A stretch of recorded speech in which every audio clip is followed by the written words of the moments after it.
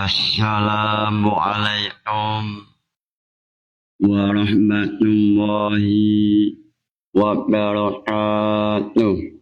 Waalaikumsalam. Ila hadratin Nabi Muhammad sallallahu alaihi wasallam wa ila jami'i masyayikh al-qaya wa bil khusus Rama Kiai Haji Muhammad Anwar Mansur wa ila jami'i mu'allifil kutub khususun mu'allif Lubnul Usul wa ila jami'i mustahidina wa munawwidina Al-Fatihah.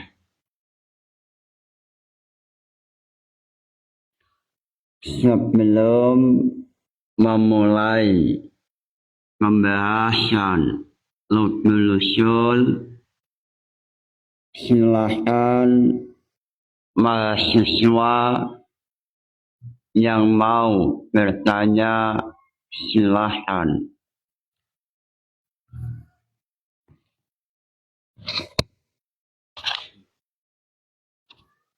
Assalamualaikum warahmatullahi wabarakatuh.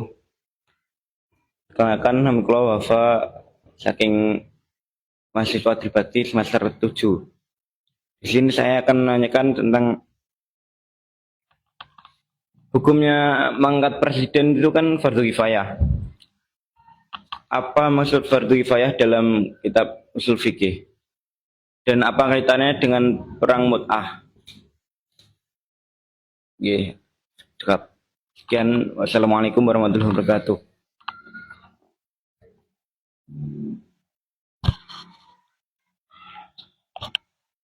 Terima kasih pertanyaannya. Muncul pertanyaan apa definisi fardu kifayah, apa nazaman fardu kifayah dalam usul fikih, lalu apa hubungan dengan perang Mu'tah. Sebelum menjawab pertanyaan, alangkah barokahnya membaca Lubnul Usul halaman 63. Lubnul Usul halaman 63 mengenai fardu kifayah. Bismillahirrahmanirrahim. Mas'alatun fardu kifayati muhimun yuqsadu jasman usuluhu min ghairi nazarin bizati lifa'ilihi.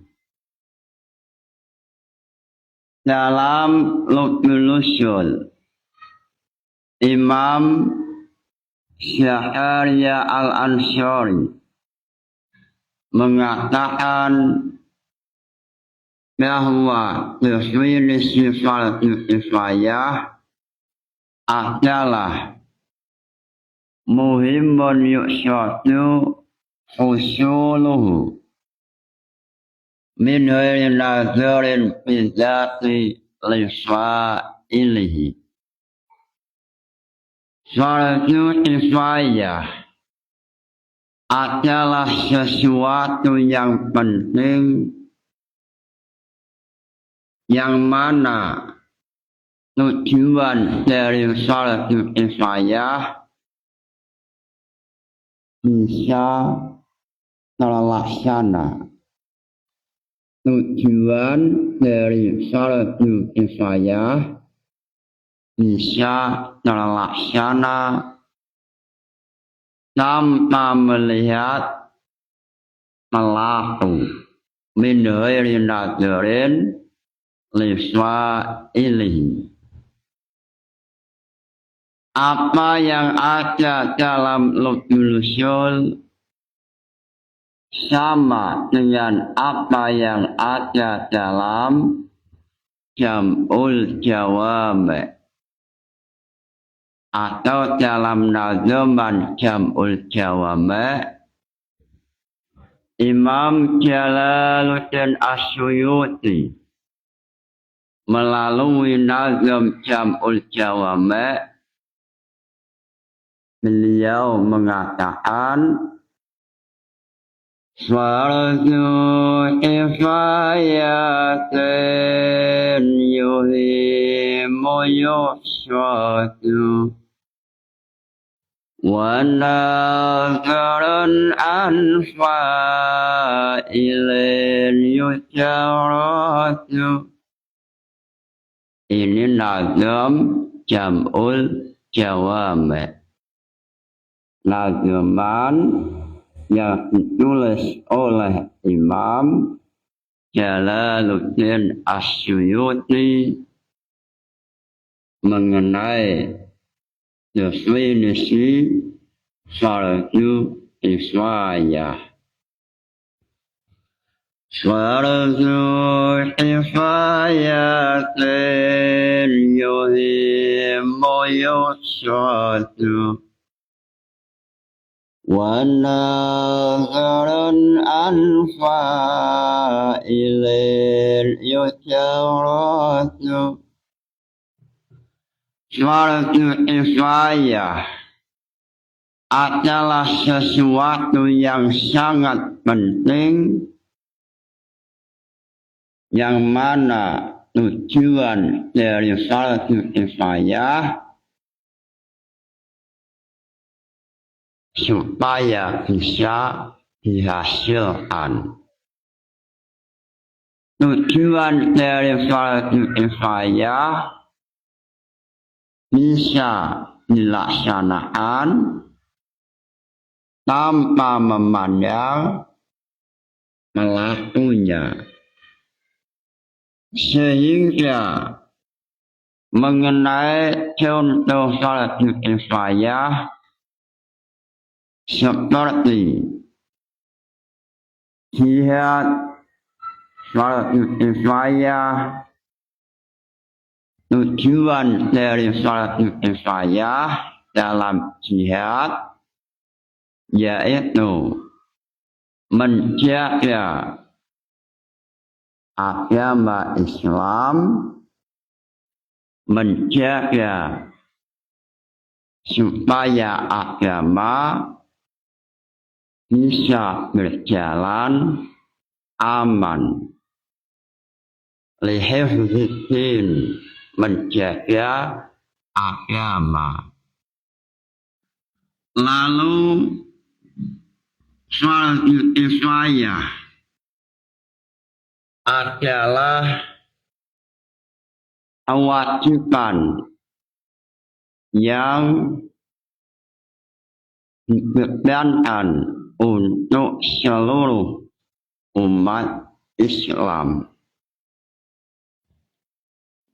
Mengenai contoh fardu kifayah dalam jam'ul jawami, salah satu contoh adalah nasbul imamah, mengangkat pemimpin. Nasbul imamah yajibu ala nas nasbul imamati, mengangkat pemimpin adalah fardu kifayah. Lalu dalil yang digunakan yaitu firman Allah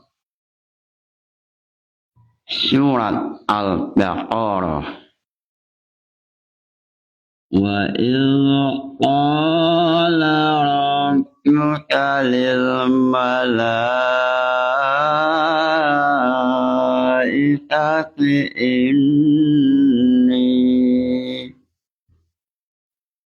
إني جاعل في الأرض خليفة.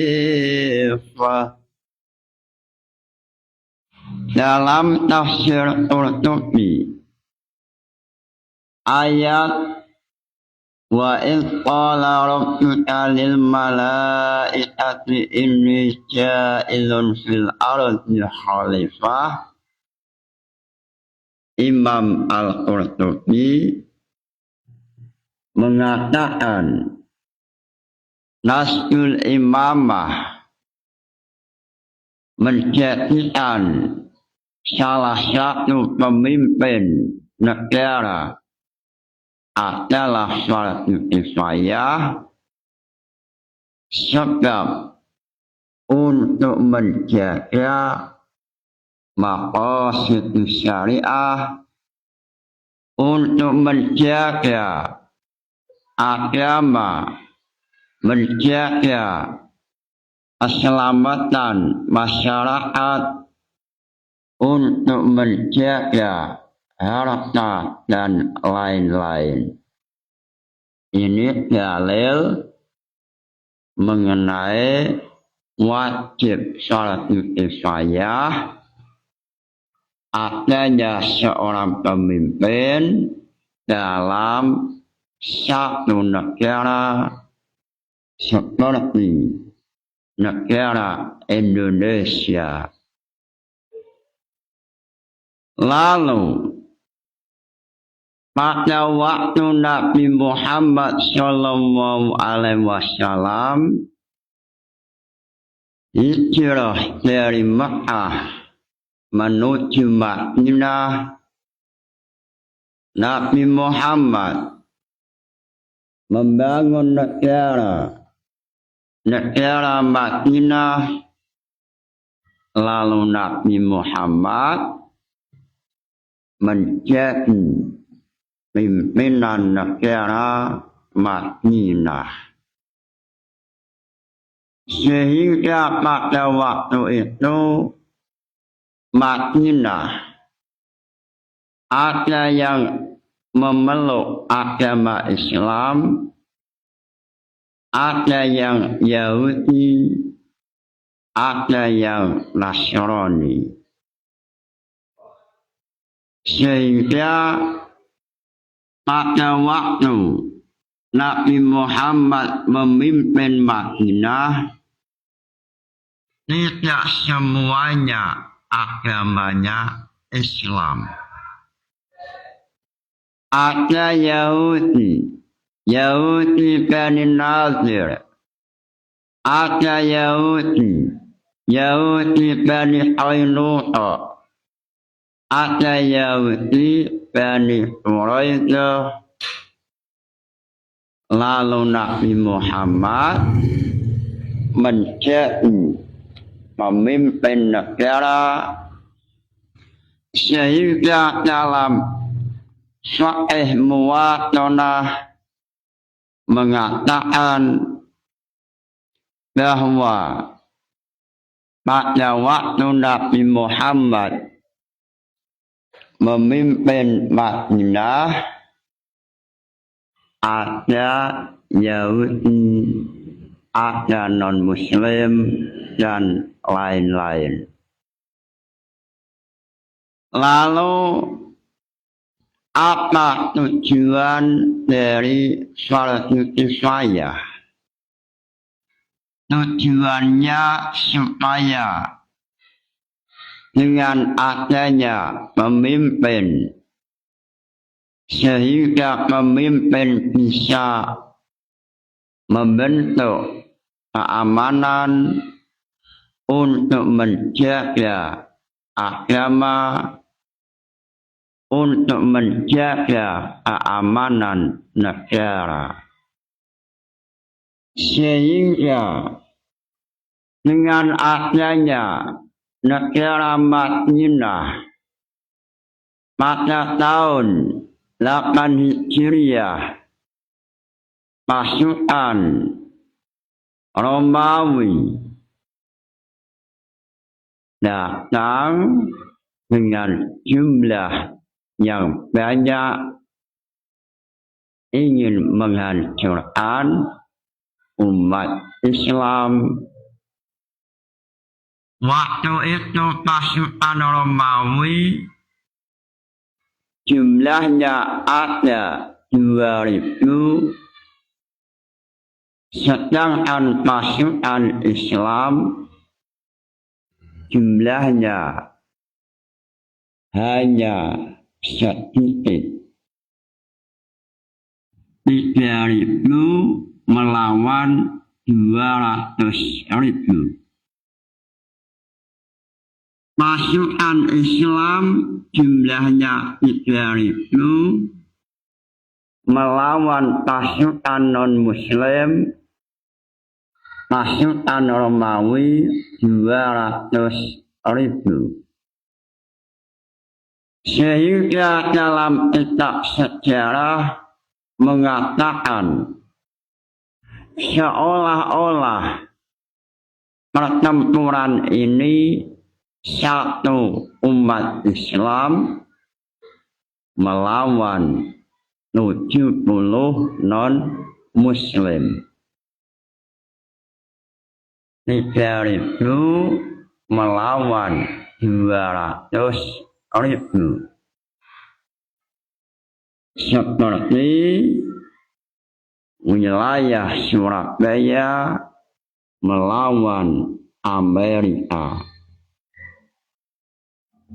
Jumlah yang tidak imbang, tetapi Islam tampil menjadi pemenang.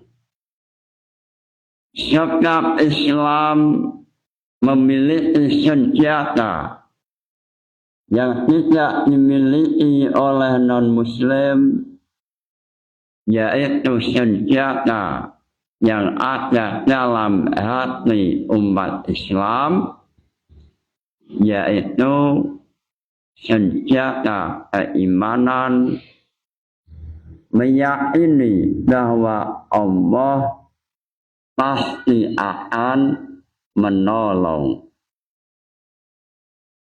Dalam Khulasah Nurul Yakin menceritakan mengenai peperangan Mu'tah. Perang Mu'tah yang terjadi tahun 8 Hijriah munculnya api peperangan sebab kejahatan non-Muslim, yaitu utusan Nabi yang bernama Harisah bin Umar dibunuh oleh pasukan Romawi, yaitu Surahbil. Dalam Khulasah Nurul Yakin mengatakan, wa dzalika anna Rasulullah sallallahu alaihi wasallam ana qad arsala ila amiri Busra kitaban ma'al Haris bin Umairi walamma talagha Rasulullah Mu'tata ta'arada lahu Surahbil bin Amr al-Hussani faqala lahu aina turidu qala asyam qala la'allaka min Rasuli Muhammad sallallahu alaihi wasallam qala na'am fa'amara bihi fadhuribat unuquhu walam yuqtal li Rasulillahi sallallahu alaihi wasallam ghairuhu. Munculnya peperangan Mu'tah yang terjadi tahun 8 Hijriah sebab utusan Nabi Muhammad yang bernama Haris bin Umar bin Amir bertemu dengan pasukan Romawi yaitu Surahbil. Ini salah satu anak buah pasukan Romawi.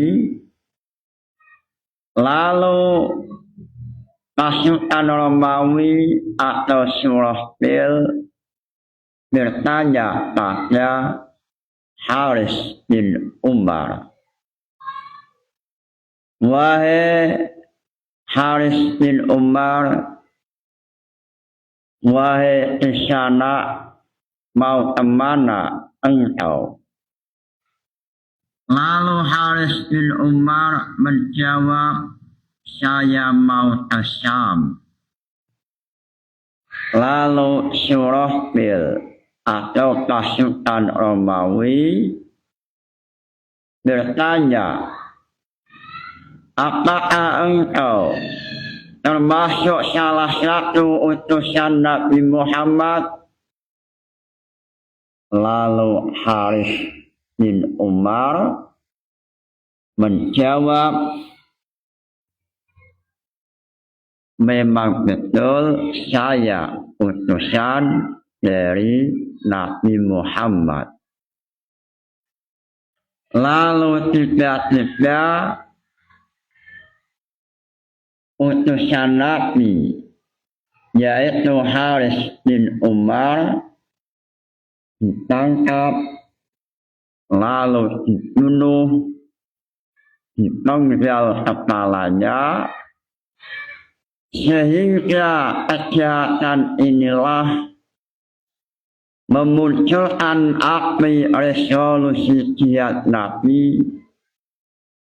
Dengan adanya kejahatan yang dilakukan oleh non-muslim ini, akhirnya terjadi pertempuran yaitu Ghazwatul Mu'tah.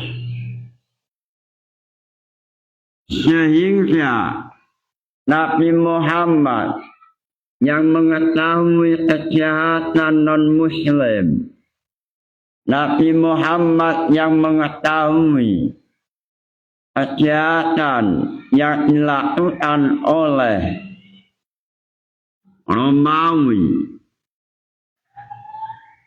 akhirnya Nabi Muhammad membentuk pasukan yang jumlahnya ada 3.000 yang dipimpin oleh Zaid bin Haris, putra angkat Nabi Muhammad, Zaid bin Haris.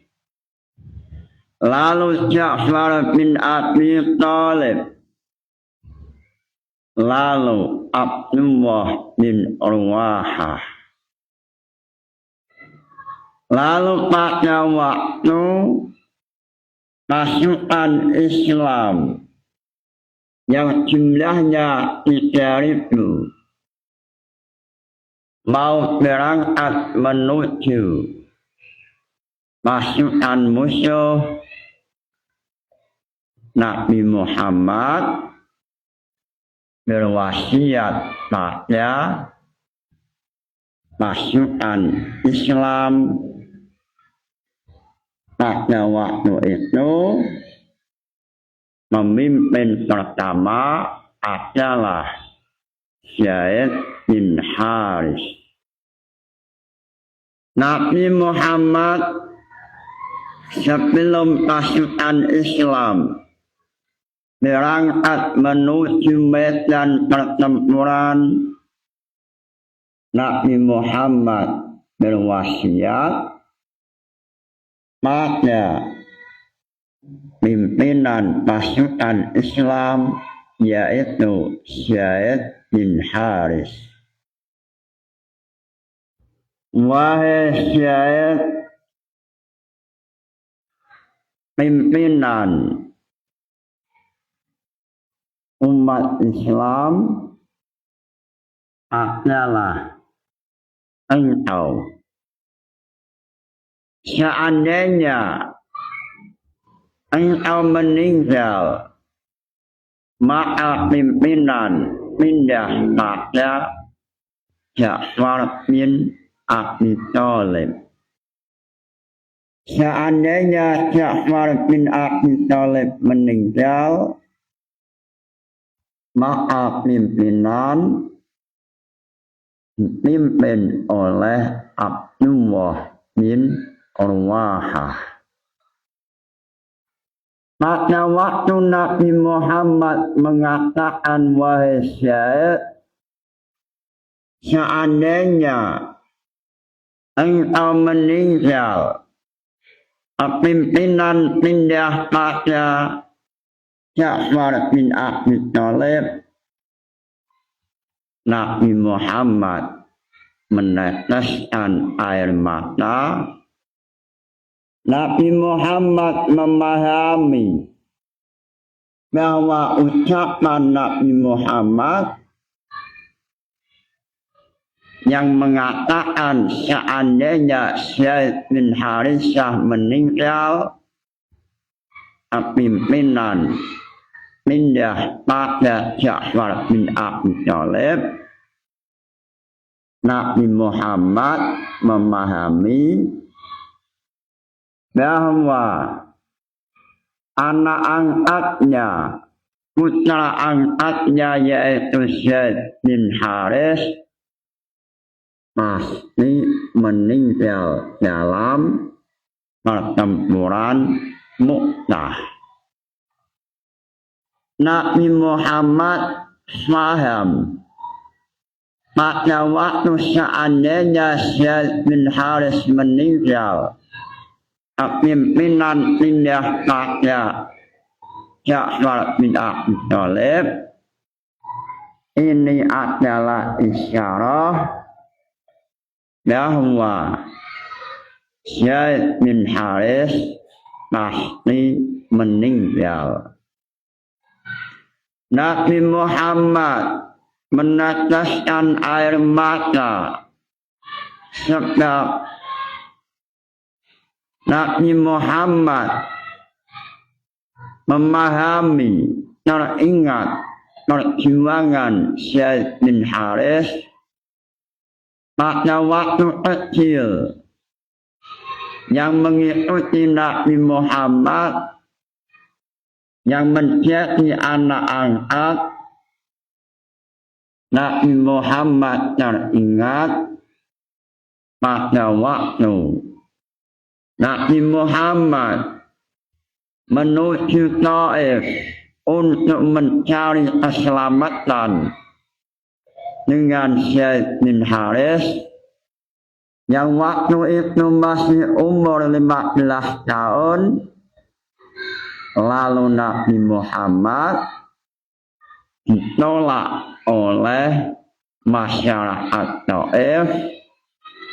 Lalu Nabi Muhammad dilempari batu sehingga Nabi Muhammad mengalami luka, mengalirkan darah. Waktu itu yang melindungi adalah putra angkat yaitu Zaid bin Harithah. Sehingga pada waktu itu Zaid bin Harithah mengalami luka sebab Zaid bin Harithah berusaha untuk melindungi Nabi Muhammad, sehingga masa lalu yang dialami Nabi dan Zaid bin Harithah teringat kembali masa perjuangan dengan putra angkatnya yaitu Zaid bin Harithah. Lalu setelah berpesan pada Zaid bin Harithah pasukan Islam menuju pertempuran, dan pada waktu itu pasukan Romawi jumlahnya banyak sekali, yaitu 2.000 melawan 200.000 melawan 3.000. 200.000 pasukan Romawi melawan 3.000. Lalu pada waktu pertempuran Zaid bin Harithah meninggal. Zaid bin Harithah meninggal sesuai dengan isyarah Nabi Muhammad. Seandainya Zaid bin Harithah meninggal, maka kepimpinan ada pada Ja'far bin Abi Thalib. Pada waktu terjadinya peperangan, Nabi Muhammad ada di Madinah. Nabi Muhammad memanggil semua sahabat. Lalu Nabi Muhammad, walaupun jaraknya jauh antara Mekah dan Mu'tah atau Yordania, Nabi Muhammad menjelaskan mengenai jalannya pertempuran. Seolah-olah Nabi oleh Allah dibuka hijab, Nabi mampu melihat dengan jelas perjalanan peperangan Mu'tah. Sehingga pada waktu Nabi sudah memanggil para sahabat, Nabi menceritakan pada saat ini Islam sedang bertempur dengan pasukan Romawi. Dan panglima Islam yaitu Zaid bin Harithah meninggal. Lalu kepimpinan pindah pada Ja'far bin Abi Thalib. Lalu Ja'far bin Abi Thalib meninggal. Kepimpinan pindah pada Abdullah bin Urwahah. Inilah salah satu mukjizat Nabi, mampu menceritakan kejadian yang jauh. Nabi menceritakan pada sahabat yang ada di Madinah sambil meneteskan air mata, sebab putra angkatnya yaitu Zaid bin Harithah meninggal. Zaid bin Harithah adalah salah satu sahabat yang namanya tertulis dalam Al-Quran. Dengan adanya kejahatan inilah kelompok Hanafiyah mengatakan bahwa ilat jihad adalah kejahatan kelompok non-muslim.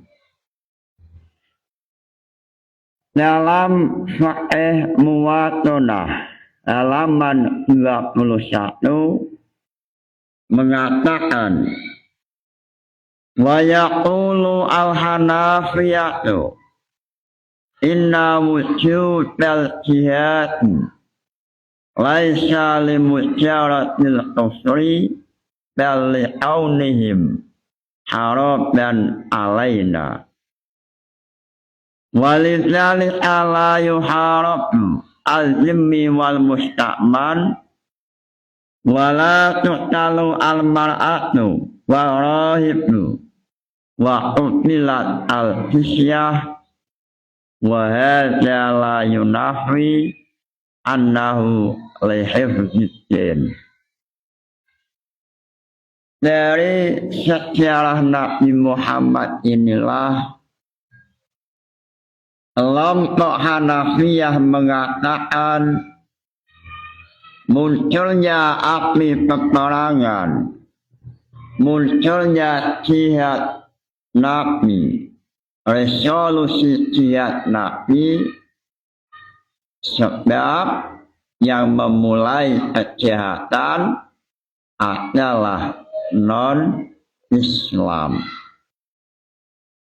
Sehingga jihad, resolusi jihad Nabi memiliki tujuan yaitu untuk melindungi agama Islam, untuk melindungi umat Islam dari kejahatan kelompok Romawi yang selalu berusaha ingin menghancurkan umat Islam. Sehingga Allah mengatakan Uzina lillazina yuqataluna bi'annahum zulimu wa inna Allaha ala nasrihim laqadir. Allah telah mengizini umat Islam untuk melawan non-muslim, sebab non-muslim mulai dari non-muslim Makkah yang dipimpin oleh Abu Jahal atau non-muslim Romawi yang dipimpin oleh Hercules berusaha ingin menghancurkan umat Islam, sehingga jihad fardhu kifayah, jihad muncul, al-hukmu yakiru ma'a illati. Lalu mengenai ayat Uzina lillazina yuqataluna dalam kitab Adwaul Bayan mengatakan al-ba'u sababiyatun wa hiya min masyalikil ilat annas al-zahir. Munculnya api peperangan sebab kejahatan kelompok non-muslim, dan ini dalam istilah usul fiqh termasuk masyalikul ilat nas al-zahir, sesuai dalam nazam jam'ul jawame al-awalul ijma'u fan nasru alik mislu li ilatin hadza sumayali. Inilah faedah Nabi Muhammad membangun negara Madinah. Inilah manfaat sebuah negara memiliki pemimpin untuk menjaga maqasid syariah, yaitu untuk menjaga agama dari musuh-musuh Islam. Mudah-mudahan ngaji ini barokah manfaat. Wassalamualaikum warahmatullahi wabarakatuh.